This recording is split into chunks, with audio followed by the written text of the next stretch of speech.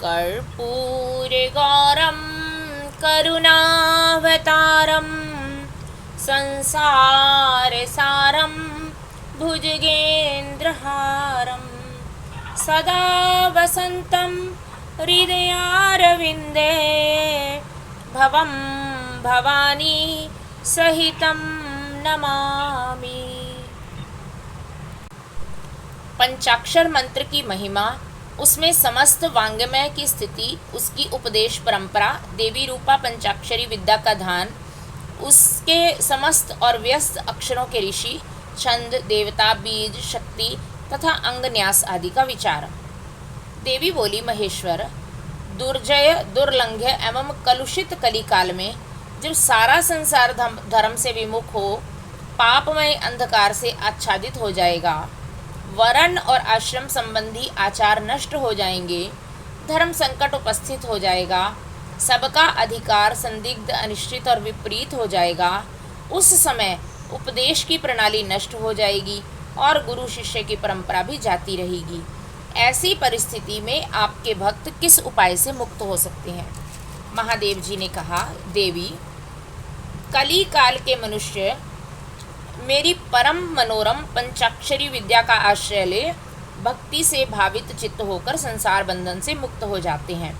जो अकथनीय और अचिंतनीय है, उन मानसिक, वाचिक और शारीरिक दोषों से जो दूषित, कृतघ्न, निर्दय, छली, लोभी और कुटिल चित्त हैं, वे मनुष्य भी यदि मुझ में मन लगाकर मेरी पंचाक्षरी विद्या का जप करेंगे, उनके लिए वह विद्या ही संसार भय से तारने वाली होगी। देवी, मैंने बारंबार प्रतिज्ञा पूर्वक यह बात कही है कि भूतल पर मेरा पतित हुआ भक्त भी इस पंचाक्षरी विद्या के द्वारा बंधन मुक्त हो जाता है। देवी बोली, यदि मनुष्य पतित होकर सर्वथा कर्म करने योग्य ना रह जाए तो उसके द्वारा किया गया कर्म नरक की ही प्राप्ति कराने वाला होता है। ऐसी दशा में पतित मानव इस विद्या द्वारा कैसे मुक्त हो सकता है? महादेव जी ने कहा, सुंदरी, तुमने यह बहुत ठीक बात पूछी है, अब इसका उत्तर सुनो। पहले मैंने इस विषय को गोपनीय समझकर अब तक प्रकट नहीं किया था। यदि पतित मनुष्य मोहवश अन्य मंत्रों के उच्चारण से मेरा पूजन करे तो वह निसंदेह नरकगामी हो सकता है, किंतु पंचाक्षर मंत्र के लिए ऐसा प्रतिबंध नहीं है। जो केवल जल पीकर और हवा खाकर तप करते हैं और दूसरे लोग जो नाना प्रकार के व्रतों द्वारा अपने शरीर को सुखाते हैं, उन्हें इन व्रतों द्वारा मेरे लोक की प्राप्ति नहीं होती, परंतु जो भक्ति पूर्वक पंचाक्षर मंत्र से एक बार ही मेरा पूजन कर लेता है, वह भी इस मंत्र के प्रताप से मेरे धाम में पहुंच जाता है। इसीलिए तप, यज्ञ, व्रत और नियम पंचाक्षर द्वारा मेरे पूजन की करोड़वीं कला के समान भी नहीं है। कोई बद्ध हो या मुक्त हो, जो पंचाक्षर मंत्र के द्वारा मेरा पूजन करता है, वह अवश्य ही संसार पाश से छुटकारा पा जाता है।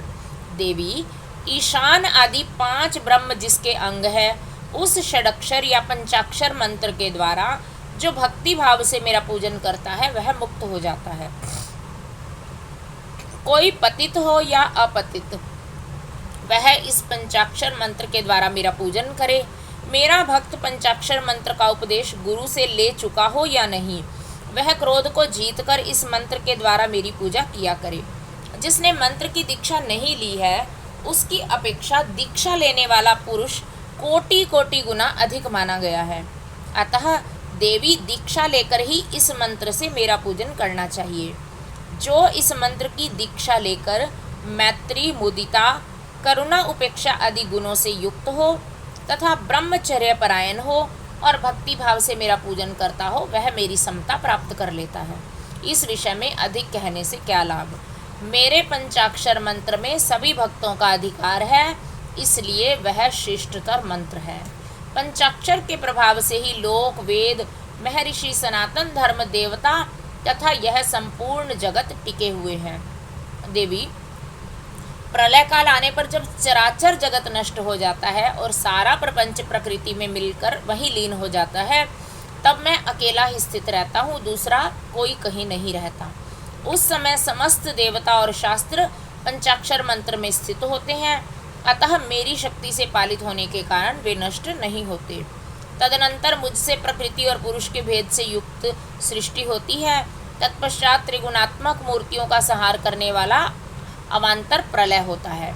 उस प्रलय काल में भगवान नारायण देव मायामय शरीर का आश्रय ले जल के भीतर शेषशैया पर शयन करते हैं।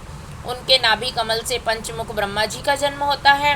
ब्रह्मा जी तीनों लोकों की सृष्टि करना चाहते थे, परंतु कोई सहायक न होने से नहीं कर पाते थे। तब उन्होंने पहले अमित तेजस्वी 10 महर्षियों की सृष्टि की, जो उनके मानस पुत्र कहे गए हैं। उन पुत्रों की सिद्धि बढ़ाने के लिए पितामह ब्रह्मा ने मुझसे कहा, महादेव महेश्वर, मेरे पुत्रों को शक्ति प्रदान कीजिए। उनके इस प्रकार प्रार्थना करने पर 5 मुख धारण करने वाले मैंने ब्रह्मा जी के प्रति प्रत्येक मुख से एक एक अक्षर के क्रम से 5 अक्षरों का उपदेश किया। लोक पितामह ब्रह्मा जी ने भी अपने 5 मुखों द्वारा क्रमशः उन 5 अक्षरों को ग्रहण किया और वाच्यवाचक भाव से मुझ महेश्वर को जाना। मंत्र के प्रयोग को जानकर प्रजापति ने विधिवत उसे सिद्ध किया। तत्पश्चात उन्होंने अपने पुत्रों को यथावत रूप से उस मंत्र का और उसके अर्थ का भी उपदेश दिया। साक्षात लोक पितामह ब्रह्मा से उस मंत्र को पाकर मेरी आराधना की इच्छा रखने वाले उन मुनियों ने उनकी बताई हुई पद्धति से उस मंत्र का जप करते हुए मेरू के रमणीय शिखर पर मुंजवान पर्वत के निकट 1 सहस्त्र दिव्य वर्षों तक तीव्र तपस्या की। वे लोक सृष्टि के लिए अत्यंत उत्सुक थे, इसलिए वायु पीकर कठोर तपस्या में लग गए। जहाँ उनकी तपस्या चल रही थी, वहाँ श्रीमान मुंजवान पर्वत सदा ही मुझे प्रिय है और मेरे भक्तों ने निरंतर उसकी रक्षा की है। उन ऋषियों की भक्ति देखकर मैंने तत्काल ही उन्हें प्रत्यक्ष दर्शन दिया और उन आर्य ऋषियों को पंचाक्षर मंत्र के ऋषि, छंद, देवता, बीज, शक्ति, कीलक, षडंगन्यास, दिग्बंध और विनियोग, इन सब बातों का पूर्ण रूप से ज्ञान कराया। संसार की सृष्टि बढ़े, इसके लिए मैंने उन्हें मंत्र की सारी विधियां बताई और तब वे उस मंत्र के महात्म्य से तपस्या में बहुत बढ़ गए और देवताओं, असुरों तथा मनुष्यों की सृष्टि का भली भांति विस्तार करने लगे। अब इस उत्तम विद्या पंचाक्षरी के स्वरूप का वर्णन किया जाता है। आदि में नमः पद का प्रयोग करना चाहिए, उसके बाद शिवाय पद का। यही वह पंचाक्षरी विद्या है जो समस्त श्रुतियों की सिरमौर है तथा संपूर्ण शब्द समुदाय की सनातन बीज रूपिणी है। यह विद्या पहले पहल मेरे मुख से निकली, इसलिए मेरे ही स्वरूप का प्रतिपादन करने वाली है। इसका एक देवी के रूप में ध्यान करना चाहिए। इस देवी की अंग कांति तपाए हुए सुवर्ण के समान है। इसके 3 पयोधर ऊपर को उठे हुए हैं। यह 4 भुजाओं और 3 नेत्रों से सुशोभित है। इसके मस्तक पर बाल चंद्रमा का मुकुट है। दोनों हाथों में पद्म और उत्पल है। अन्य 2 हाथों में वरद और अभय की मुद्रा है। मुखाकृति सौम्य है। यह समस्त शुभ लक्षणों से संपन्न और संपूर्ण आभूषणों से विभूषित है। श्वेत कमल के आसन पर विराजमान है। इसके काले काले घुंघराले केश बड़ी शोभा पा रहे हैं। इनके अंगों में 5 प्रकार के वर्ण हैं, जिनकी रश्मियां प्रकाशित हो रही हैं। वे वर्ण हैं पीत, कृष्ण, धूम्र, स्वर्णिम तथा रक्त। इन वर्णों का यदि पृथक पृथक प्रयोग हो तो इन्हें बिंदु और नाद से विभूषित करना चाहिए। बिंदु की आकृति अर्धचंद्र के समान है और नाद की आकृति दीपशिखा के समान। सुमुखी, यों तो इस मंत्र के सभी अक्षर बीज रूप हैं, तथापि उनमें दूसरे अक्षर को इस मंत्र का बीज समझना चाहिए। दीर्घ स्वर पूर्वक जो चौथा वर्ण है उसे कीलक और 5वें वर्ण को शक्ति समझना चाहिए। इस मंत्र के वामदेव ऋषि हैं और पंक्ति छंद है। वरानने, मैं शिव ही इस मंत्र का देवता हूँ। वरारोहे, गौतम, अत्रि, विश्वामित्र, अंगिरा और भरद्वाज, ये नकारादि वर्णों के क्रमशः ऋषि माने गए हैं। गायत्री, अनुष्टुप, त्रिष्टुप, बृहति और विराट, ये क्रमशः 5 अक्षरों के छंद हैं। इंद्र, रुद्र, विष्णु, ब्रह्मा और स्कंद, ये क्रमशः उन अक्षरों के देवता हैं। वरानने, मेरे पूर्व आदि 4 दिशाओं के तथा ऊपर के 5 मुख इन नकारादि अक्षरों के क्रमशः स्थान है। पंचाक्षर मंत्र का पहला अक्षर उदात है। दूसरा और चौथा अक्षर भी उदात्त ही है, पांचवा स्वरित है और तीसरा अक्षर अनुदात्त माना गया है। इस पंचाक्षर मंत्र के मूल विद्या शिव, शैव, सूत्र और पंचाक्षर नाम जाने। शैव अर्थात शिव संबंधी बीज प्रणव मेरा विशाल हृदय है। नकार सिर कहा गया है, मकार शिखा है, शी कवच है और वा नेत्र है और यकार अस्त्र है। इन वर्णों के अंत में अंगों के चतुर्थ्यंत रूप के साथ क्रमशः नमः, स्वाहा, वषष्ठ, हुम, वोष्ठ और फट जोड़ने से अंगन्यास होता है। देवी, थोड़े से भेद के साथ यह तुम्हारा भी मूल मंत्र है। उस पंचाक्षर मंत्र से जो यह पांचवा वर्ण य है उसे 12वें स्वर से विभूषित किया गया है, अर्थात नमः शिवाय के स्थान में नमः शिवायै कहने से यह देवी का मूल मंत्र हो जाता है। अतः साधक को चाहिए वह इस मंत्र से मन, वाणी और शरीर के भेद से हम दोनों का पूजन, जप और होम आदि करे। मन आदि के भेद से यह पूजन 3 प्रकार का होता है, मानसिक, वाचिक और शारीरिक। देवी, जिसकी जैसी समझ हो, जिसे जितना समय मिल सके, जिसकी जैसी बुद्धि, शक्ति, संपत्ति, उत्साह एवं योग्यता और प्रीति हो, उसके अनुसार वह शास्त्र विधि से जब कभी, जहाँ कहीं और जिस किसी भी साधन द्वारा मेरी पूजा कर सकता है। उसकी की हुई वह पूजा उसे अवश्य मोक्ष प्राप्ति करा देगी। सुंदरी, मुझ में मन लगाकर जो कुछ क्रम या व्युत्क्रम से किया गया हो वह कल्याणकारी तथा मुझे प्रिय होता है। तथापि जो मेरे भक्त हैं और कर्म करने में अत्यंत विवश हैं, असमर्थ नहीं हो गए हैं, उनके लिए सब शास्त्रों से मैंने ही नियम बनाया है। उस नियम का उन्हें पालन करना चाहिए। अब मैं पहले मंत्र की दीक्षा लेने का शुभ विधान बता रहा हूँ, जिसके बिना मंत्र जप निष्फल होता है, जिसके होने से जप कर्म अवश्य सफल होता है। ओम नमः शिवाय। गुरु से मंत्र लेने तथा उसके जप करने की विधि। 5 प्रकार के जप तथा उनकी महिमा, मंत्र गणना के लिए विभिन्न प्रकार की मालाओं का महत्व तथा अंगुलियों के उपयोग का वर्णन, जप के लिए उपयोगी स्थान तथा दिशा, जप में वर्जनीय बातें, सदाचार का महत्व, आस्तिकता की प्रशंसा तथा पंचाक्षर मंत्र की विशेषता का वर्णन। महादेव जी कहते हैं, हे वरानने, आज्ञाहीन, क्रियाहीन, श्रद्धाहीन तथा विधि के पालनार्थ आवश्यक दक्षिणा से हीन जो जप किया जाता है वह सदा निष्फल होता है। मेरा स्वरूप भूत मंत्र यदि आज्ञा सिद्ध, क्रिया सिद्ध और श्रद्धा सिद्ध होने के साथ ही दक्षिणा से भी युक्त हो तो उसकी सिद्धि होती है और उससे महान फल प्राप्त होता है। शिष्य को चाहिए वह पहले तत्ववेता, आचार्य, जपशील, सद्गुण संपन्न, ध्यान योग परायण एवं ब्राह्मण गुरु की सेवा में उपस्थित हो और मन में शुद्ध भाव रखते हुए प्रयत्नपूर्वक उन्हें संतुष्ट करे। ब्राह्मण साधक अपने मन, वाणी, शरीर और धन से आचार्य का पूजन करे। वह वैभव हो तो गुरु को भक्ति भाव से हाथी, घोड़े, रथ, रत्न, क्षेत्र और गृह आदि अर्पित करे। जो अपने लिए सिद्धि चाहता हो वह धन के दान में कृपणता ना करे। तदनंतर सब सामग्रियों सहित अपने आप को गुरु की सेवा में अर्पित कर दे। इस प्रकार यथाशक्ति निश्चल भाव से गुरु की विधिवत पूजा करके गुरु से मंत्र एवं ज्ञान का उपदेश क्रमशः ग्रहण करे।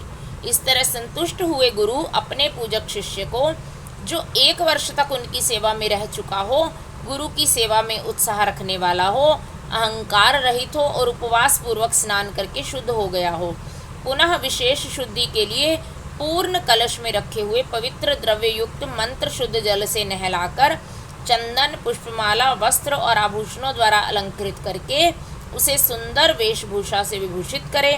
तत्पश्चात शिष्य से ब्राह्मणों द्वारा पुण्याह वाचन और ब्राह्मणों की पूजा करवाकर समुद्र तट पर, नदी के किनारे, गौशाला में, देवालय में, किसी भी पवित्र स्थान में अथवा घर में सिद्धिदायक काल आने पर शुभ तिथि, शुभ नक्षत्र और सर्वदोष रहित शुभ योग में गुरु अपने उस शिष्य को अनुग्रह पूर्वक विधि के अनुसार मेरा ज्ञान दे। एकांत स्थान में अत्यंत प्रसन्नचित्त हो उच्च स्वर से हम दोनों के उस उत्तम मंत्र का शिष्य से भली भांति उच्चारण कराए। बारंबार उच्चारण कराकर शिष्य को इस प्रकार आशीर्वाद दे, तुम्हारा कल्याण हो, मंगल हो, शोभन हो, प्रिय हो। इस तरह गुरु शिष्य को मंत्र और आज्ञा प्रदान करे। इस प्रकार गुरु से मंत्र और आज्ञा पाकर शिष्य एकाग्रचित हो संकल्प करके पुरस्चरण पूर्वक प्रतिदिन उस मंत्र का जप करता रहे। जब तक वह जिए तब तक अनन्य भाव से तत्परता पूर्वक नित्य 1008 मंत्रों का जप किया जाए। जो ऐसा करता है वह परम गति को प्राप्त होता है। जो प्रतिदिन संयम के साथ से रहकर केवल रात में भोजन करता है और मंत्र के जितने अक्षर हैं उसके उतने लाख का चौगुना जप आदर पूर्वक पूरा कर देता है, वह पौरुषचरणिक कहलाता है। जो पुरस्चरण करके प्रतिदिन जप करता है उसके समान इस लोक में कोई दूसरा नहीं है, वह सिद्धिदायक सिद्ध हो जाता है। साधक को चाहिए वह शुद्ध देश में स्नान करके सुंदर आसन बांधकर अपने हृदय में तुम्हारे साथ मुझ शिव का और अपने गुरु का चिंतन करते हुए उत्तर या पूर्व की ओर मुंह किए मौन भाव से बैठे, चित्त को एकाग्र करके तथा दहन पलावन आदि के द्वारा पांचों तत्वों का शोधन करके मंत्र का न्यास आदि करे। इसके बाद सकलीकरण की क्रिया संपन्न करके प्राण और अपान नियमन करते हुए हम दोनों के स्वरूप का ध्यान करें और विद्या स्थान अपने रूप, ऋषि, छंद, देवता, बीज, शक्ति तथा मंत्र के वाच्यार्थ रूप मुझ परमेश्वर का स्मरण करके पंचाक्षरी का जप करे। मानस जप से उत्तम है, मानस जप उत्तम है, उपांशु जप मध्यम है तथा वाचिक जप उससे निम्न कोटि का माना गया है। ऐसा आगमार्थ विशारद विद्वानों का कथन है। जो ऊंचे नीचे स्वर से युक्त तथा स्पष्ट और अस्पष्ट पदों एवं अक्षरों के साथ मंत्र का वाणी द्वारा उच्चारण किया जाता है उसका जप वाचिक कहलाता है।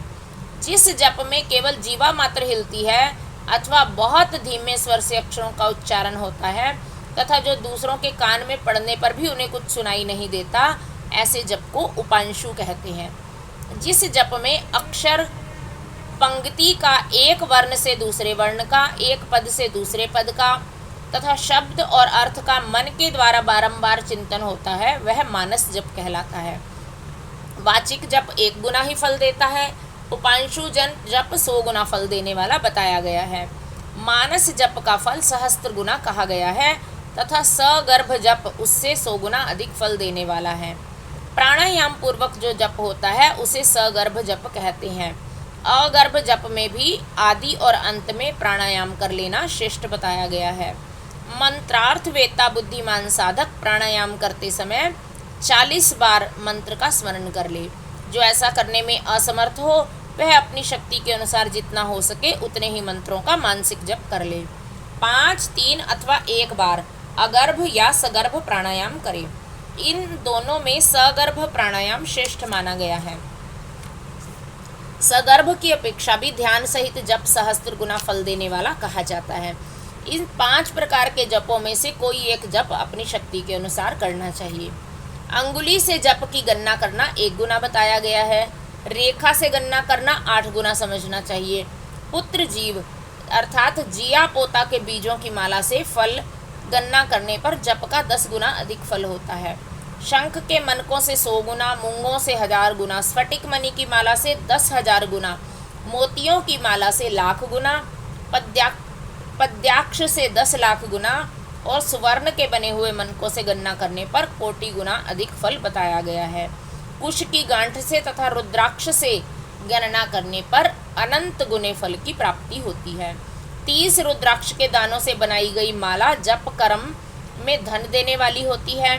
27 दानों की माला पुष्टिदायिनी और 25 दानों की माला मुक्तिदायिनी होती है। 15 रुद्राक्षों की बनी हुई माला अभिचार कर्म में फलदायक सिद्ध होती है।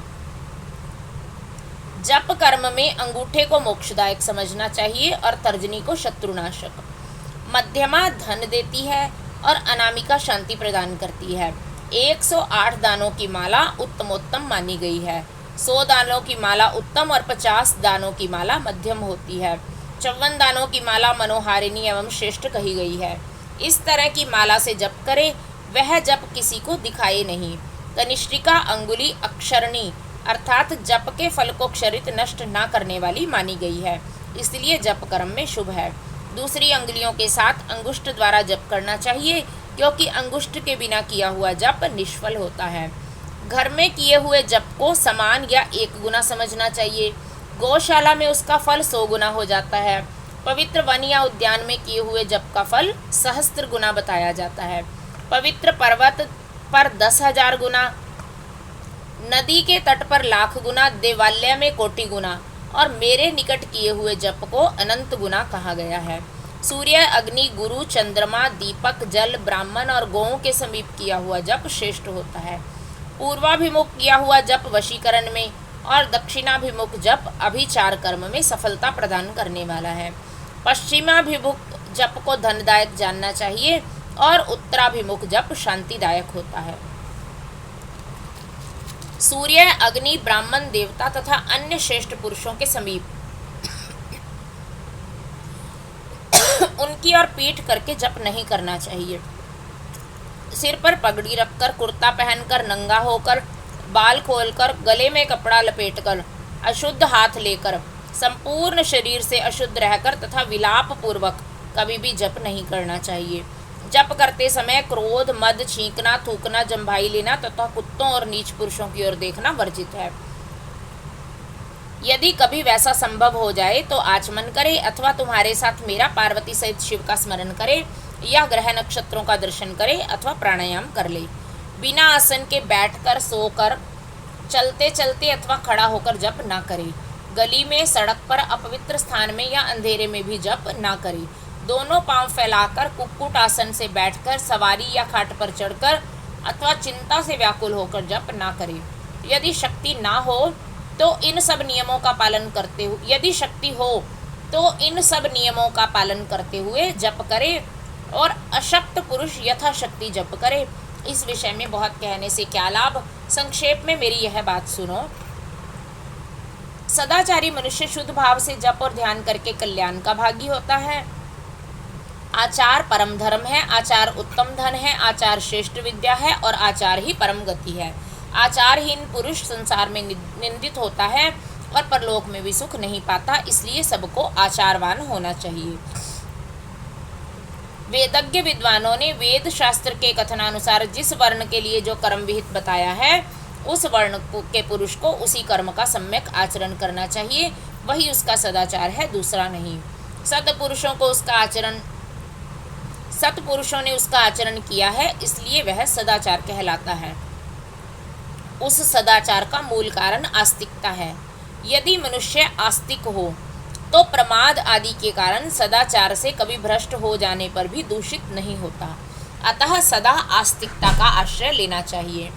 जैसे इहलोक में सत्कर्म करने से सुख और दुष्कर्म करने से दुख होता है, उसी प्रकार परलोक में भी होता है। इस विश्वास को आस्तिकता कहते हैं।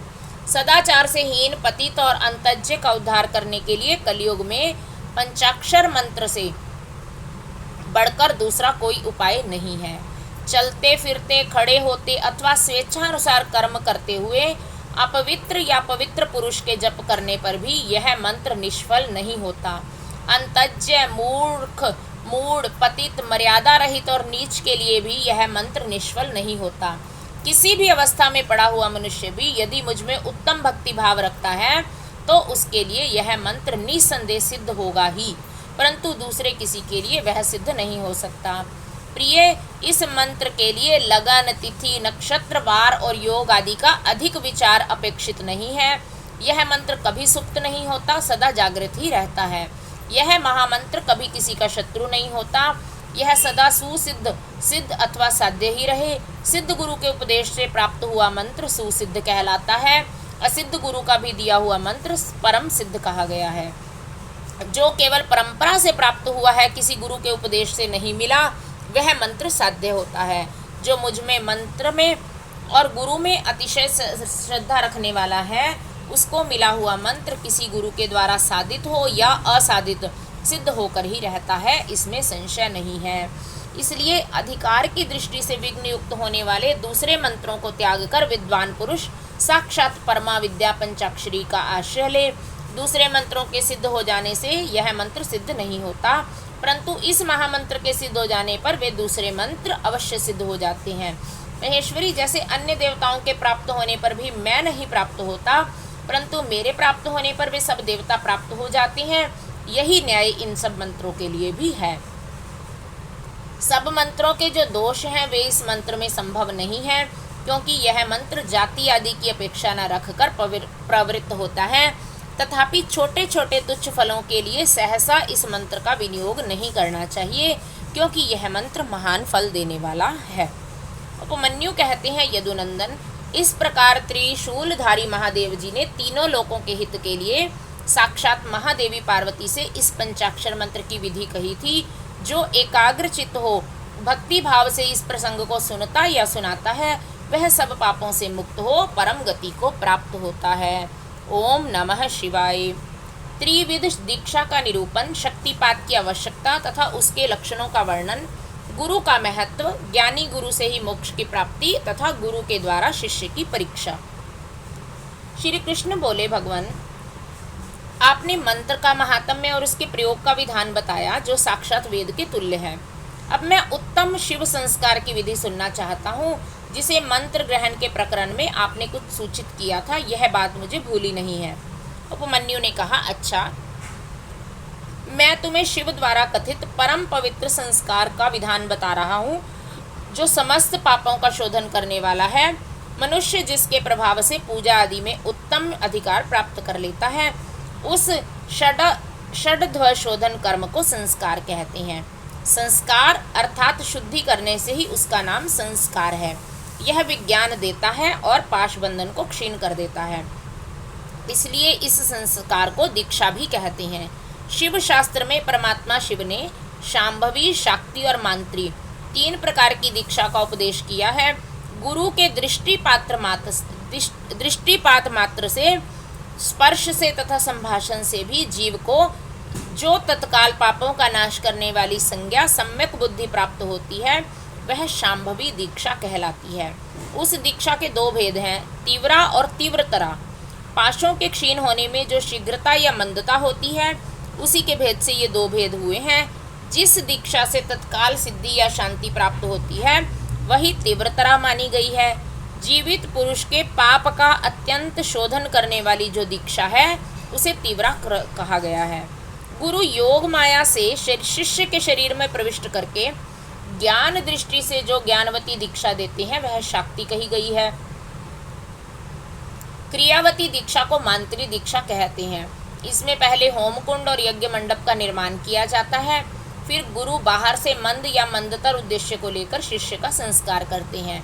शक्तिपात के अनुसार शिष्य गुरु के अनुग्रह का भाजन होता है। शैव धर्म का अनुसरण शक्तिपात मूलक है, अतः संक्षेप से उसके विषय में निवेदन किया जाता है। जिस शिष्य में गुरु की शक्ति का पात नहीं हुआ है, उसमें शुद्धि नहीं आती। उसमें ना तो विद्या है, न शिवाचार, न मुक्ति है और न सिद्धियां ही होती हैं। अतः प्रचुर शक्तिपात के लक्षणों को देखकर गुरु ज्ञान अथवा क्रिया के द्वारा शिष्य का शोधन करे। जो मोहवश इसके विपरीत आचरण करता है, वह दुर्बुद्धि नष्ट हो जाता है।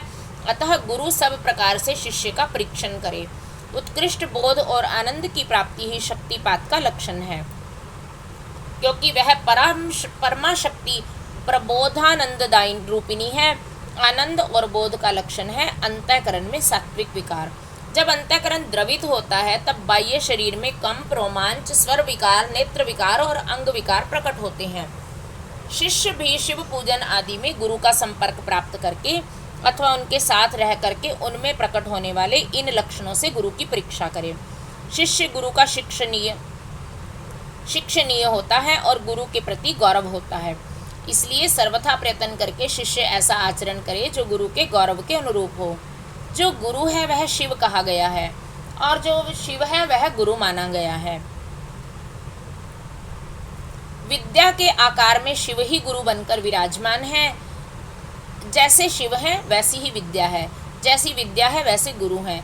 शिव, विद्या और गुरु के पूजन में समान फल मिलता है। शिव सर्वदेवात्मक हैं और गुरु सर्व मंत्रमय। अतः संपूर्ण यत्न से गुरु की आज्ञा को शिरोधार्य करना चाहिए। यदि मनुष्य अपना कल्याण चाहने वाला और बुद्धिमान है, तो वह गुरु के प्रति मन, वाणी और क्रिया द्वारा कभी मिथ्याचार, कपटपूर्ण बर्ताव ना करे। गुरु आज्ञा दे या ना दे, शिष्य सदा उनका हित और प्रिय करे। उनके सामने और पीठ पीछे भी उनका कार्य करता रहे। ऐसे आचार से युक्त गुरु भक्त और सदा मन में उत्साह रखने वाला जो गुरु का प्रिय कार्य करने वाला शिष्य है, वही शैव धर्मों के उपदेश का अधिकारी है। यदि गुरु गुणवान, विद्वान तथा परमानंद का प्रकाशक, तत्ववेता और शिव भक्त है, तो वही मुक्ति देने वाला है, दूसरा नहीं। ज्ञान उत्पन्न करने वाला जो परमानंद जनित तत्व है, उसे जिसने जान लिया है, वही आनंद का साक्षात्कार करा सकता है। ज्ञान रहित नाम मात्र का गुरु ऐसा नहीं कर सकता। नौकाएं एक दूसरी को पार लगा सकती हैं, किंतु क्या कोई शिला दूसरी शिला को तार सकती है? नाम मात्र के गुरु से नाम मात्र की ही मुक्ति प्राप्त हो सकती है। जिन्हें तत्व का ज्ञान है, वे ही स्वयं मुक्त होकर दूसरों को भी मुक्त करते हैं। तत्वहीन को कैसे बोध होगा और बोध के बिना कैसे आत्मा का अनुभव होगा? जो आत्मा अनुभव से शून्य है, वह पशु कहलाता है। पशु की प्रेरणा से कोई पशुत्व को नहीं लांघ सकता, अतः तत्वज्ञ पुरुष ही मुक्त और मोचक हो सकता है, अज्ञ नहीं। समस्त शुभ लक्षणों से युक्त, संपूर्ण शास्त्रों का ज्ञाता तथा सब प्रकार के उपाय विधान का जानकार होने पर भी जो तत्व ज्ञान से हीन है, उसका जीवन निष्फल है। जिस पुरुष की अनुभव पर्यंत बुद्धि तत्व के अनुसंधान में प्रवृत्त होती है, उसके दर्शन स्पर्श आदि से परमानंद की प्राप्ति होती है। अतः जिसके संपर्क से ही उत्कृष्ट बोध स्वरूप आनंद की प्राप्ति संभव हो, बुद्धिमान पुरुष उसी को अपना गुरु चुने, दूसरे को नहीं। योग्य गुरु का जब तक अच्छी तरह ज्ञान ना हो जाए तब तक विनयाचार चतुर मुमुक्षु शिष्य को उनकी निरंतर सेवा करनी चाहिए। उनका अच्छी तरह ज्ञान सम्यक परिचय हो जाने पर उनमें सुस्थिर भक्ति करे। जब तक तत्व का बोध प्राप्त न हो जाए, तब तक निरंतर गुरु सेवन में लगा रहे। तत्व को ना तो कभी छोड़े और ना ही किसी तरह उसकी उपेक्षा ही करे। जिसके पास 1 वर्ष तक रहने पर भी शिष्य को थोड़े से भी आनंद और प्रबोध की उपलब्धि ना हो, वह शिष्य उसे छोड़कर दूसरे गुरु का आश्रय ले। गुरु को भी चाहिए कि वह अपने आश्रित ब्राह्मण जातीय शिष्य की 1 वर्ष तक परीक्षा करे, क्षत्रिय शिष्य की 2 वर्ष तक और वैश्य की 3 वर्ष तक परीक्षा करे। प्राणों को संकट में डालकर सेवा करने और अधिक धन देने आदि का अनुकूल प्रतिकूल आदेश देकर उत्तम जाति वालों को छोटे काम में लगाकर और छोटों को उत्तम काम में नियुक्त करके उनके धैर्य और सहनशीलता की परीक्षा करे। गुरु के तिरस्कार आदि करने पर भी जो विषाद को प्राप्त नहीं होते हैं, वे ही संयमी, शुद्ध और शिव संस्कार कर्मों करने के योग्य हैं।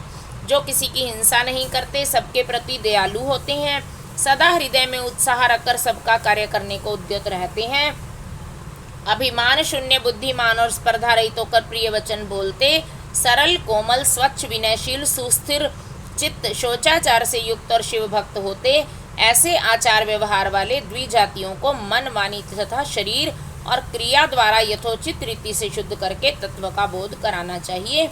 यह शास्त्रों का निर्णय है।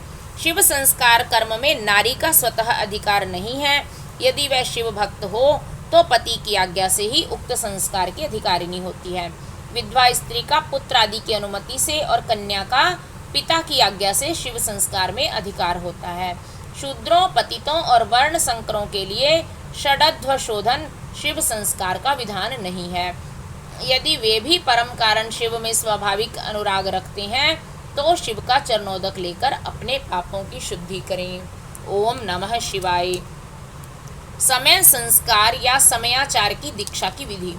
उपमन्यु कहते हैं, यदुनंदन, नाना प्रकार के दोषों से रहित शुद्ध स्थान और पवित्र दिन में गुरु पहले शिष्य का समय नामक संस्कार करे। गंध, वर्ण और रस आदि से विधि पूर्वक भूमि की परीक्षा करके वास्तुशास्त्र में बताई हुई पद्धति में वहां मंडप का निर्माण करे। मंडप के बीच में वेदी बनाकर 8 दिशाओं में छोटे छोटे कुंड बनाए। फिर ईशान कोण में या पश्चिम दिशा में प्रधान कुंड का निर्माण करे। एक ही प्रधान कुंड बनाकर चंदोवा, ध्वज तथा अनेक प्रकार की बहुसंख्यक मालाओं से उसको सजाए। तत्पश्चात वेदी के मध्य भाग में शुभ लक्षणों से युक्त मंडल बनाए।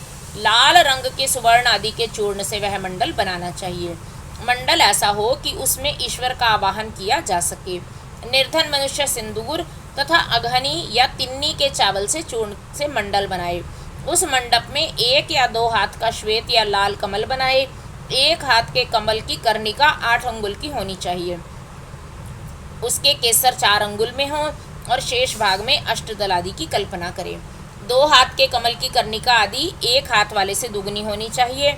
उक्त वेदी या मंडप के ईशान कोण में पुनः एक वेदी पर 1 हाथ या आधे हाथ का मंडल बनाए और उसे शोभाजनक सामग्रियों से सुशोभित करे। तत्पश्चात धान, चावल, सरसों, तिल, फूल, कुशा से उस मंडल को आच्छादित करके उसके ऊपर शुभ लक्षण से युक्त शिव कलश की स्थापना करे। वह कलश सोना, चांदी, तांबा अथवा मिट्टी का होना चाहिए। उस पर गंध, पुष्प, अक्षत, कुश और दुर्वांकुर रखे जाएं। उसके कंठ में सफ़ेद सूत लपेटा जाए और उसे 2 नूतन वस्त्रों से आच्छादित किया जाए। उसमें शुद्ध जल भर दिया जाए। कलश में 1 मुट्ठा कुश अग्रभाग ऊपर की ओर करके डाला जाए। सुवर्ण आदि द्रव्य छोड़ा जाए और उस कलश को ऊपर से ढक दिया जाए। उस आसन रूप कमल के उत्तर दल में सूत्र आदि के बिना झारी या गड़ुआ, वर्धनी, विशिष्ट जलपात्र, शंख, चक्र, कमलदल आदि सब सामग्री संग्रह करके रखे। उक्त आसन मंडल के अग्रभाग में चंदन मिश्रित जल से भरी हुई वर्धनी अस्त्रराज के लिए रखे। फिर मंडल के पूर्व भाग में पूर्ववत मंत्रयुक्त कलश की स्थापना करके शिव की विधि पूर्वक महापूजा आरंभ करे। समुद्र या नदी के किनारे, गौशाला में, पर्वत के शिखर पर, देवालय में अथवा घर में या किसी भी मनोहर स्थान में मंडप आदि रचना के बिना पूर्वोक्त सब कार्य करे। फिर पूर्ववत मंडल और अग्नि की वेदी बनाकर गुरु प्रसन्न मुख से पूजा भवन में प्रवेश करे। वहाँ सब प्रकार के मंगल कृत्य का संपादन करके नित्य कर्म के अनुष्ठान पूर्वक मंडल के मध्य भाग में महेश्वर की महापूजा करने के अनंतर पुनः शिव कलश पर शिव का आवाहन पूजन करे। पश्चिमाभिमुख यज्ञ रक्षक ईश्वर का ध्यान करके अस्त्र राज की वर्धनी में दक्षिण की और ईश्वर के अस्त्र की पूजा करे। फिर मंत्र युक्त कलश में मंत्र और मुद्रा आदि का न्यास करके मंत्र विशारद गुरु मंत्र याग करे। इसके बाद देशिक शिरोमणि गुरु प्रधान कुंड में शिवाग्नि की स्थापना करके उसमें होम करे। साथ ही दूसरे ब्राह्मण भी चारों ओर से उसमें आहुति डालें। आचार्य से आधे या चौथाई होम का उसके लिए विधान है। आचार्य शिरोमणि को प्रधान कुंड में ही हवन करना चाहिए। दूसरे लोगों को स्वाध्याय, स्तोत्र एवं मंगल पाठ करना चाहिए। अन्य शिव भक्त भी वहाँ विधिवत जप करें। नृत्य, गीत, वाद्य एवं अन्य मंगल कृत्य भी होने चाहिए। सदस्यों का विधिवत पूजन, पुण्याह वाचन तथा पुनः भगवान शंकर का पूजन संपन्न करके शिष्य पर अनुग्रह करने की इच्छा मन में ले आचार्य महादेव जी से इस प्रकार प्रार्थना करे। प्रसीद देव देवेश देहामाविश्य मामकं विमोचयेनं विश्वेश घृणया च घृणानिधे। देव देवेश्वर प्रसन्न होइए, विश्वनाथ दयानिधे, मेरे इस शरीर में प्रवेश करके आप कृपा पूर्वक इस शिष्य को बंधन मुक्त कराइए। तदनंतर मैं ऐसा ही करूँगा। इस प्रकार इष्ट देव की अनुमति पाकर गुरु उस शिष्य को जिसने उपवास किया हो या हविष्य भोजन किया हो अपने निकट बुलाए। वह शिष्य एक समय भोजन करने वाला हो और विरक्त हो, स्नान करके प्रातः काल का कृत्य पूरा कर चुका हो, मंगल कृत्य का संपादन करके प्रणव का जप और महादेव जी का ध्यान कर रहा हो। उसे पश्चिम या दक्षिण द्वार के सामने मंडल में कुश के आसन पर उत्तर की ओर मुख करके बिठाए और गुरु स्वयं पूर्व की ओर मुख करके खड़ा रहे। शिष्य ऊपर की ओर मुंह करके हाथ जोड़ ले। गुरु प्रोक्षणी के जल से शिष्य का प्रोक्षण करके उसके मस्तक पर अस्त्र मुद्रा द्वारा फूल फेंक कर मारे। फिर अभिमंत्रित नूतन वस्त्र आधे दुपट्टे से उसकी आंख बांध दे। इसके बाद शिष्य को दरवाजे से मंडल के भीतर प्रवेश कराए। शिष्य भी गुरु से प्रेरित हो शंकर जी की 3 बार प्रदक्षिणा करे। इसके बाद प्रभु को सुवर्ण मिश्रित पुष्पांजलि चढ़ाकर पूर्व या उत्तर की ओर मुख करके पृथ्वी पर दंड की भांति गिरकर साष्टांग प्रणाम करे। तदनंतर मूल मंत्र से गुरु शिष्य का प्रोक्षण करके पूर्ववत अस्त्र मंत्र के द्वारा उसके मस्तक पर फूल से ताड़न करने के पश्चात नेत्र बंधन खोल दे। शिष्य पुनः मंडल की ओर देखकर हाथ जोड़कर प्रभु को प्रणाम करे। इसके बाद शिव स्वरूपाचार्य शिष्य को मंडल के दक्षिण अपने बाएं भाग में कुश के आसन पर बिठाए और महादेव जी की आराधना करके उसके मस्तक पर शिव का वरद हाथ रखे।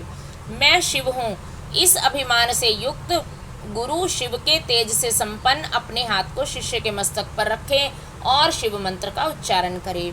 उसी हाथ से वह शिष्य के संपूर्ण अंगों का स्पर्श करे। शिष्य भी आचार्य रूप में उपस्थित हुए ईश्वर को पृथ्वी पर गिरकर साष्टांग प्रणाम करे। तदनंतर जब शिष्य शिवाग्नि में महादेव जी की विधिवत पूजा करके 3 आहुति दे ले, तब गुरु पुनः पूर्वत शिष्य को अपने पास बिठा ले, कुशों के अग्रभाग से उनका स्पर्श करते हुए विद्या या मंत्र द्वारा अपने आप को उसके भीतर आविष्ट करे। तत्पश्चात महादेव जी को प्रणाम करके नाड़ी संधान करे। फिर शिव शास्त्र में बताए हुए मार्ग से प्राण का निष्क्रमण करके शिष्य के शरीर में प्रवेश की भावना करे। साथ ही मंत्रों का तर्पण भी करे। मूल मंत्र के तर्पण के लिए उसी के उच्चारण पूर्वक 10 आहुतियां देनी चाहिए। फिर अंगों के तर्पण के लिए अंग मंत्रों द्वारा ही क्रमशः 3 आहुतियां दे। इसके बाद पूर्णाहुति देकर मंत्रवेता गुरु प्रायश्चित के निमित्त मूल मंत्र से पुनः 10 आहुतियां अग्नि में डाले। फिर देवेश्वर शिव का पूजन करके सम्यक आचमन और हवन करने के पश्चात यथोचित रीति से जातितः वैश्य का उद्धार करे। भावना द्वारा उसके वैश्यत्व को निकालकर उसमें क्षत्रियत्व की उत्पत्ति करे। फिर इसी तरह क्षत्रियत्व का भी उद्धार करके गुरु उसमें ब्राह्मणत्व की उद्भावना करे। इसी प्रणाली से जातितः क्षत्रिय का भी उद्धार करके ब्राह्मण बनाए। फिर उन दोनों शिष्यों में रुद्रत्व की उत्पत्ति करे। जो जाति से ही ब्राह्मण है उस शिष्य में केवल रुद्रत्व की ही स्थापना करे। फिर शिष्य का प्रोक्षण और ताड़न करके उसे उसके आग की चिंगारियों के समान प्रकाशमान शिव स्वरूप आत्मा को अपने आत्मा में स्थित होने की भावना करे। तदनंतर पूर्वोक्त नाड़ी से गुरु मंत्रोच्चारण पूर्वक वायु का रेचन निस्सारण करे। वायु का निस्सारण करके उस नाड़ी के द्वारा ही शिष्य के हृदय में स्वयं प्रवेश करे। प्रवेश करके उसके चैतन्य का नील बिंदु के समान चिंतन करे। साथ ही यह भावना करे कि मेरे तेज से इसका सारा मल नष्ट हो गया और यह पूर्णतः प्रकाशित हो रहा है। इसके बाद उस जीव चैतन्य को लेकर नाड़ी के संहार मुद्रा एवं पूरक प्राणायाम द्वारा अपने आत्मा से एकीभूत करने के लिए उसमें निविष्ट करे। फिर रेचक की ही भांति कुंभक द्वारा उसी नाड़ी से उस जीव चैतन्य को वहां से लेकर शिष्य के हृदय में स्थापित कर दे। तत्पश्चात शिष्य का स्पर्श करके शिव से उपलब्ध हुए यज्ञोपवीत को उसे देकर गुरु 3 बार आहुति दे पूर्णाहुति होम करे। इसके बाद आराध्य देव के दक्षिण भाग में शिष्य को कुश तथा फूल से आच्छादित करके श्रेष्ठ आसन पर बिठाकर उसका मुंह उत्तर की ओर करके उसे स्वास्तिक आसन में स्थित करे। शिष्य गुरु की ओर हाथ जोड़े रहे। गुरु स्वयं पूर्वाभिमुख हो एक श्रेष्ठ आसन पर खड़ा रहे और पहले से ही स्थापन पूर्वक सिद्ध किए हुए पूर्ण घट को लेकर शिव का ध्यान करते हुए मंत्र पाठ तथा मांगलिक वाद्यों की ध्वनि के साथ शिष्य का अभिषेक करे। तदनंतर शिष्य उस अभिषेक के जल को पहुंचकर श्वेत वस्त्र धारण करे। आचमन करके अलंकृत हो हाथ जोड़कर मंडप में जाए। तब गुरु पहले की भांति उसे कुशासन पर बिठाकर मंडल में महादेव जी की पूजा करके करन्यास करे। इसके बाद मन ही मन महादेव जी का ध्यान करते हुए दोनों हाथों में भस्म ले शिष्य के अंगों में लगाए और शिव मंत्र का उच्चारण करे। तदनंतर शिवाचार्य मातृका न्यास के मार्ग से शिष्य का दहन पल्लवानादि सकलीकरण करके उसके मस्तक पर शिव के आसन का ध्यान करे और वहां शिव का आवाहन करके यथोचित रीति से उनकी मानसिक पूजा करे। तत्पश्चात हाथ जोड़कर महादेव जी की प्रार्थना करे, हे प्रभु आप नित्य यहाँ विराजमान हो। इस तरह प्रार्थना करके मन ही मन यह भावना करे कि शिष्य भगवान शंकर के तेज से प्रकाशित हो रहा है। इसके बाद पुनः शिव की पूजा करके शिवारूपिणी शैवी आज्ञा प्राप्त करके गुरु शिष्य के कान में धीरे धीरे शिव मंत्र का उच्चारण करे। शिष्य हाथ जोड़े हुए उस मंत्र को सुनकर उसी में मन लगा शिवाचार्य की आज्ञा के अनुसार धीरे धीरे उसकी आवृत्ति करे। फिर मंत्र ज्ञान कुशल आचार्य शाक्त मंत्र का उपदेश दे, उसका सुखपूर्वक उच्चारण करवाकर शिष्य के प्रति मंगलाशंसा करे। तत्पश्चात संक्षेप से वाच्यवाचक योग के अनुसार ईश्वर रूप मंत्र का उपदेश देकर योगासन की शिक्षा दे। तदनंतर शिष्य गुरु की आज्ञा से शिव अग्नि तथा गुरु के समीप भक्ति भाव से प्रतिज्ञा पूर्वक निम्नांकित रूप से दीक्षा वाक्य का उच्चारण करे। मेरे लिए प्राणों का परित्याग कर देना अच्छा होगा अथवा सिर कटा देना भी अच्छा होगा, किंतु मैं भगवान त्रिलोचन की पूजा किए बिना भोजन नहीं कर सकता। जब तक मोह दूर ना हो तब तक वह भगवान शिव में ही निष्ठा रखकर उन्हीं के आश्रित हो नियम पूर्वक उन्हीं की आराधना करता रहे। फिर भगवान शिव ही उसे योगक्षेम प्रदान करते हैं। ऐसा करने से उस शिष्य का नाम समय होगा, उसे शिवाश्रम में रहने का अधिकार प्राप्त होगा। वहाँ रहने वाले शिष्य को गुरु की आज्ञा का पालन करते हुए सदा उनके वश में रहना चाहिए। इसके बाद गुरु करन्यास करके अपने हाथ से भस्म लेकर मूल मंत्र का उच्चारण करते हुए उस भस्म तथा रुद्राक्ष को अभिमंत्रित करके शिष्य के हाथ में दे दे। साथ ही महादेव जी की प्रतिमा और उनका गूढ़ शरीर, लिंग और यथासंभव पूजा, होम तथा जप एवं ध्यान के साधन भी दे। फिर वह शिष्य भी शिवाचार्य से प्राप्त हुई उन वस्तुओं को उन्हीं की आज्ञा से बड़े आदर के साथ ग्रहण करे, उनकी आज्ञा का उल्लंघन ना करे। आचार्य से प्राप्त हुई सारी वस्तुओं को भक्ति भाव से सिर पर रख कर ले जाए और उनकी रक्षा करे। अपनी रुचि के अनुसार मठ में या घर में शंकर जी की पूजा करता रहे। इसके बाद गुरु भक्ति, श्रद्धा और बुद्धि के अनुसार शिष्य को शिवाचार्य की शिक्षा दे। शिवाचार्य ने समयाचार के विषय में जो कुछ कहा हो, जो आज्ञा दी हो और जो कुछ भी बातें बताई हो, उन सबको शिष्य शिरोधार्य करे। गुरु के आदेश से ही वह शिवागम का ग्रहण, पठन और श्रवण करे, न तो अपनी इच्छा से करे और न दूसरे की प्रेरणा से ही। इस प्रकार मैंने संक्षेप से समाख्य संस्कार समयाचार की दीक्षा का वर्णन किया है। यह मनुष्यों को साक्षात शिव धाम की प्राप्ति कराने के लिए सबसे उत्तम साधन है। ओम नमः शिवाय। बोलो श्री शंकर भगवान की जय। उमापति महादेव की जय।